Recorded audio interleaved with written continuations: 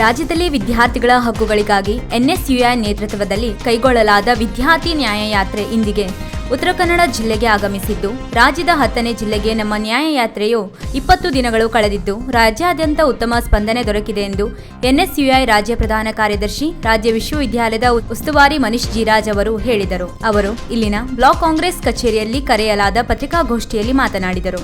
20 ದಿನದ ಹಿಂದೆ ಬೆಂಗಳೂರಿನಿಂದ ಆರಂಭಗೊಂಡ ಈ ವಿದ್ಯಾರ್ಥಿ ನ್ಯಾಯಯಾತ್ರೆಯ ಮೂಲಕ ಇಲ್ಲಿಯ ತನಕ ಸುಮಾರು 9 ವಿಶ್ವವಿದ್ಯಾಲಯಗಳ ವಿಸಿಗಳನ್ನು ಭೇಟಿ ಮಾಡಿ ಅವರಿಗೆ ಸಂಬಂಧಿತ ಕಾಲೇಜುಗಳಲ್ಲಿನ ಅಕಾಡೆಮಿಯ ಸಮಸ್ಯೆಗಳನ್ನು ಚರ್ಚಿಸಲಾಗಿದೆ.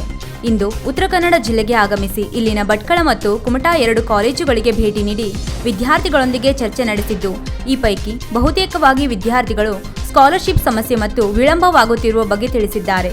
ಈ ಸ್ಕಾಲರ್ಶಿಪ್ ಸಮಸ್ಯೆಯ ಪರಿಹಾರವಾಗಿ ಜಿಲ್ಲಾಧಿಕಾರಿಗಳೊಂದಿಗೆ ಮಾತುಕತೆ ನಡೆಸಿ ಅವರಿಂದ ಬಗೆಹರಿಸುವ ಪ್ರಯತ್ನವನ್ನು ಎನ್ಎಸ್ಯುಐನಿಂದ ಮಾಡುತ್ತಾ ಬಂದಿದ್ದೇವೆ ಎಂದರು.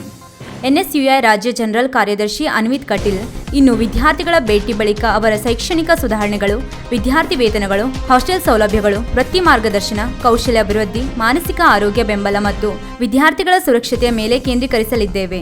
ಮಾದಕ ವಸ್ತು ಹಾಗೂ ರ್ಯಾಗಿಂಗ್ ಪಿಡುಗಡೆ ನಿವಾರಣೆ, ವಿದ್ಯಾರ್ಥಿನಿಯರ ಸುರಕ್ಷತೆ ಬಗ್ಗೆ ಜಿಲ್ಲಾ ವರಿಷ್ಠಾಧಿಕಾರಿಗಳ ಗಮನಕ್ಕೆ ತಂದಿದ್ದೇವೆ ಹಾಗೂ ಆಯಾ ಕಾಲೇಜು ಸಮೀಪ ಪೊಲೀಸ್ ಸ್ಟೇಷನ್ಗಳಿಂದ ಜಾಗೃತಿ ಕಾರ್ಯಕ್ರಮ ರೂಪಿಸಲಾಗುವುದು ಎಂದು ತಿಳಿಸಿದರು.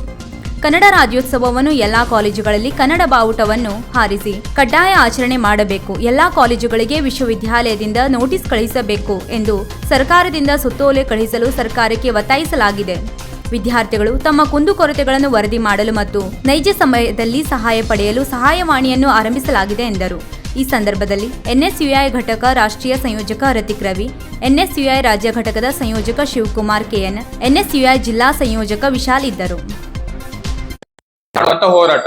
ಈ ಹೋರಾಟದಲ್ಲಿ ನಾವು ವಿದ್ಯಾರ್ಥಿಗಳನ್ನ ಭೇಟಿ ಮಾಡಿ ಅವರಿಗೆ ಆಗ್ತಿರುವಂತಹ ಸಮಸ್ಯೆಗಳು, ಅದು ಸ್ಕಾಲರ್ಶಿಪ್ ಆಗಿರ್ಬೋದು, ಅಕಾಡೆಮಿಕಲಿ ಆಗಿರ್ಬೋದು, ಅಥವಾ ಅವರ ಹಾಸ್ಟೆಲ್ ವಿಚಾರದಲ್ಲಿ ಏನೇನು ಸಮಸ್ಯೆ ಆಗ್ತಿದೆ, ಜಿಲ್ಲಾವಾರುಗಳಾಗಿರ್ಬೋದು, ರಾಜ್ಯದ ಸಮಸ್ಯೆ ಆಗ್ತದೆ, ಆ ಸಮಸ್ಯೆಗಳನ್ನ ಒಂದು ಡಿಟೇಲ್ ರಿಪೋರ್ಟ್ ಮಾಡಿ ನಾವು ಮಾನ್ಯ ಉನ್ನತ ಶಿಕ್ಷಣ ಸಚಿವರು ಹಾಗೂ ನಮ್ಮ ಮುಖ್ಯಮಂತ್ರಿಗಳಿಗೆ ನೀಡಲಿದ್ದೇವೆ. ಈ ಯಾತ್ರೆ ಮುಗಿದ ನಂತರ ಮೈನ್ ಆಗಿ ನಮ್ಮ ಕೆಯುಡಿಗೆ ಬರುವಂತ ನಮ್ಮ ಭಟ್ಕಳ ಉತ್ತರ ಕನ್ನಡ ಜಿಲ್ಲೆಗೆ ಕೆಯುಡಿ ಯೂನಿವರ್ಸಿಟಿ ಮೈನ್ ಆಗಿದೆ. ನಮ್ಮೆಲ್ಲ ಡಿಗ್ರಿ ವಿದ್ಯಾರ್ಥಿಗಳಿಗೆ ಏನಾಗ್ತಿದೆ ಅಂತ ಹೇಳಿದ್ರೆ, ಡಿಗ್ರಿ ವಿದ್ಯಾರ್ಥಿಗಳ ಒಂದು ಸಮಸ್ಯೆ ಮೈನ್ ಆಗಿ ಅಕಾಡೆಮಿಕಲಿ ಒಂದು ಸಮಸ್ಯೆ ಆಗ್ತಾ ಇದೆ. ಈ ಡಿಗ್ರಿ ವಿದ್ಯಾರ್ಥಿಗಳಿಗೆ ಅವರು ಆರ್ಡಲ್ ಬರೆಯುವಂತ ಎಕ್ಸಾಮ್ ನ ಏನಾದ್ರು ಫೈಲ್ ಆದ್ರೆ ಅದನ್ನ ಆರ್ಡಲ್ಲೇ ಬರೆಯಬೇಕಾದಂತ ಒಂದು ಸಂದರ್ಭ. ಇವಾಗ ಫಸ್ಟ್ ಸೆಮಿಸ್ಟರ್ ಫೈಲ್ ಆಗ್ತಾನೆ ವಿದ್ಯಾರ್ಥಿ, ಅದನ್ನ 3rd ಸೆಮಿಸ್ಟರ್ ಬರೀಬೇಕು. ಇವಾಗ ಅದೇ ವಿದ್ಯಾರ್ಥಿ 6ನೇ ಸೆಮಿಸ್ಟರ್ ಬಂದಾಗ ಆ ಎಕ್ಸಾಮ್ ಅಲ್ಲಿ ಫೈಲ್ ಆದ್ರೆ 1 ವರ್ಷ ವೇಸ್ಟ್ ಆಗುತ್ತೆ ಆ ವಿದ್ಯಾರ್ಥಿದ್ದು. ಸೊ ಆ ತರ ಆಗ್ತಾ ಇರೋದ್ರಿಂದ ಅದೆಷ್ಟೋ ವಿದ್ಯಾರ್ಥಿಗಳ ಸಂಖ್ಯೆ ಡ್ರಾಪ್ ಔಟ್ ರೇಷಿಯೋ ನಮ್ಮ ರಾಜ್ಯದಲ್ಲಿ ಜಾಸ್ತಿ ಆಗ್ತಾ ಇದೆ.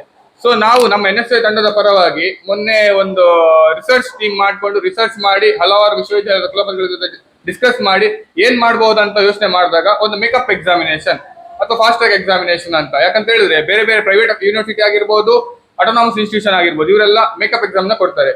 6ನೇ ಸೆಮಿಸ್ಟರ್ ಆಗಿ ವಿದಿನ್ 1 ಮಂತ್ ರಿಸಲ್ಟ್ ಬಂದ 1 ತಿಂಗಳಲ್ಲೇ ಇನ್ನೊಂದ್ಸಲ ಎಕ್ಸಾಮ್ ಕೊಟ್ರೆ ವಿದ್ಯಾರ್ಥಿಗಳಿಗೆ ಇದು ಮೇಕಪ್ ಎಕ್ಸಾಮ್ ಅಂತ.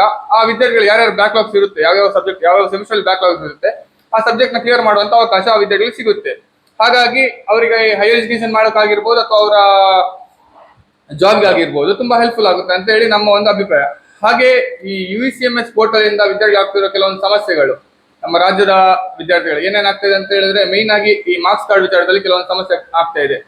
ಏನ್ ಇವಾಗ ನ್ಯಾಡ್ ಮುಖಾಂತರ ಡಿಜಿಲಾಕರ್ ಗಳಿಗೆ ಡಾಟಾನ ಪುಷ್ ಮಾಡ್ಕೊಂಡು ಅಲ್ಲಿಂದನೇ ಡೌನ್ಲೋಡ್ ಮಾಡ್ಬೇಕು ಅಂತ ಹೇಳ್ತಾ ಇದ್ದಾರೆ. ಅದರಿಂದ ವಿದ್ಯಾರ್ಥಿಗಳು ಕೆಲಸಕ್ಕೆ ಹೋದಾಗ ಆಗಿರ್ಬೋದು ಅಥವಾ ಬೇರೆ ಬೇರೆ ವಿಚಾರಗಳು ಸಮಸ್ಯೆ ಆಗ್ತದೆ.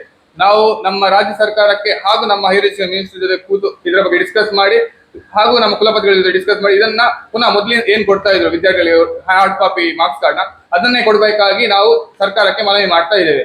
ಹಾಗೆ ಇನ್ನೊಂದು ವಿಚಾರ ಅಂತ ಹೇಳಿ, ಸ್ಕಾಲರ್ಶಿಪ್ ಅಲ್ಲೊಂದು ನಮ್ಮ ರಾಜ್ಯದ ವಿದ್ಯಾರ್ಥಿಗಳಿಗೆ ಬರುತ್ತಿದ್ದ ಸ್ಕಾಲರ್ಶಿಪ್ ಅಲ್ಲಿ ಡಿಲೇ ಆಗ್ತಾ ಇದೆ. ಅದೆಷ್ಟೋ ವಿದ್ಯಾರ್ಥಿಗಳು ಸ್ಕಾಲರ್ಶಿಪ್ ನಂಬಿ ಕಾಲೇಜುಗಳಿಗೆ ಅಡ್ಮಿಷನ್ ಆಗಿರ್ತಾರೆ. ಇವಾಗ ಡಿಲೇ ಆಗಿರೋದ್ರಿಂದ ಕೆಲವು ವಿದ್ಯಾರ್ಥಿಗಳು ಡ್ರಾಪ್ ಔಟ್ ಮಾಡ್ತಾ ಇದ್ದಾರೆ. ಅದರಲ್ಲಿ ಎಡಿಟ್ ಆಪ್ಷನ್ ಇಲ್ಲ ವಿದ್ಯಾರ್ಥಿಗಳಿಗೆ. ಏನಾದ್ರೂ ಸಣ್ಣ ತೊಂದರೆ ಆದ್ರೂ ಸ್ಕಾಲರ್ಶಿಪ್ ರಿಜೆಕ್ಟ್ ಆಗುತ್ತೆ. ಬರುವಂತ ಸ್ಕಾಲರ್ಶಿಪ್ ಅನುಕೂಲವಾಗುತ್ತೆ, ಇದು ಸಮಸ್ಯೆಯಿಂದ ಅವರಿಗೆ ಬರ್ತಾ ಇಲ್ಲ ಆ ಮಿಸ್ಟೇಕ್ ಇಂದ. ಸೊ ಅದಕ್ಕೋಸ್ಕರ ನಮ್ಮ ಈ ಯಾತ್ರೆ ಮೂಲಕ ರಾಜ್ಯದಾದ್ಯಂತ ಎಲ್ಲ ವಿದ್ಯಾರ್ಥಿಗಳನ್ನ ಭೇಟಿ ಮಾಡಿ ಹಾಗೂ ಅಧಿಕಾರಿಗಳನ್ನ ಭೇಟಿ ಮಾಡಿ ಈ ಒಂದು ಸ್ಕಾಲರ್ಶಿಪ್ ಅಲ್ಲಿ ಎಡಿಟ್ ಆಪ್ಷನ್ ಕೊಡ್ಬೇಕಂತ ನಾವು ಡಿಮಾಂಡ್ ಇಟ್ಟಿದ್ದೀವಿ. ಹಾಗೂ ಆ ಡಿಮಾಂಡ್ಗೆ ನಮ್ಮ ಸರ್ಕಾರದ ವತಿಯಿಂದ ಮೊನ್ನೆ ಮಿನಿಸ್ಟರ್ಗಳನ್ನ ಭೇಟಿ ಮಾಡಿದಾಗ ಅವರು ಇದೊಂದು ಮಾಡಿದ್ರೆ ಒಳ್ಳೇದು ಅಂತ ಅವರ ಗಮನಕ್ಕೂ ನಾವು ತಂದಿದ್ದೀವಿ.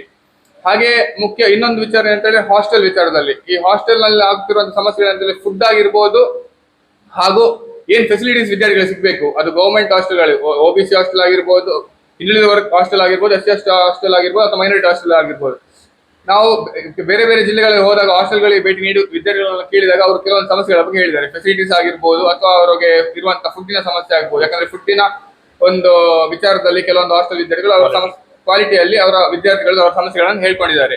ವೀಕ್ಷಕ ಮಹಾಪ್ರಭುಗಳೇ, ನಮ್ಮ ಚಾನಲ್ ಅನ್ನು ಸಬ್ಸ್ಕ್ರೈಬ್ ಮಾಡಿ, ಶೇರ್ ಮಾಡಿ, ಪ್ರೋತ್ಸಾಹಿಸಿ.